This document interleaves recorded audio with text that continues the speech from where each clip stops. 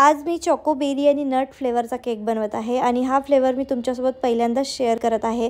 तर सगळ्यात आधी लेयरिंगमध्ये काय केलं जातं ते मी तुम्हाला सांगते। तर चॉकलेट केकची 3 लेयर करून घेतले, त्यातली एक लेयर खाली लावली, त्याला सोक केलं, त्याला स्ट्रॉबेरी क्रश लावलं, त्यानंतर चॉकलेट गनाशमध्ये क्रीम मिक्स करून स्ट्रॉबेरी आणि मँगो क्रश टाकलं, त्याला मिक्स केलं आणि ते लेयरिंगमध्ये लावून घेतलं। त्यानंतर वरती मी लावलं मँगो क्रश आणि नंतर दुसरी केकची लेयर ठेवली। दुसरी केकची लेयर ठेवल्यानंतर परत त्याला सोक करून त्यामध्ये मी ऑरेंज क्रश लावलं आणि क्रीममध्ये गनाश मिक्स केल्यानंतर त्यामध्ये सुद्धा ऑरेंज आणि पायनॅपल क्रश टाकलं होतं आणि ते सुद्धा एका लेयरला लावल्यानंतर त्यावर मी लावलं पायनॅपल क्रश।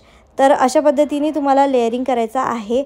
आणि नट्ससाठी तुम्ही इथे बदाम जे आहेत ते छोटे छोटे चॉप करून प्रत्येक लेयरमध्ये ॲड करायचे आहेत।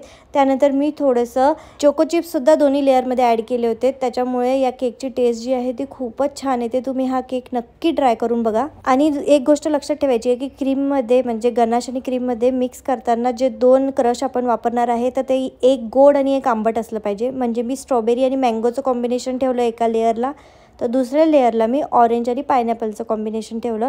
तर अशा पद्धतीने आपला हा सुंदरसा हिडन मेसेजवाला चोकोबेरी आणि नट फ्लेवरचा केक रेडी झालेला आहे। तुम्हाला कसा वाटला ते कमेंटमध्ये नक्की सांगा।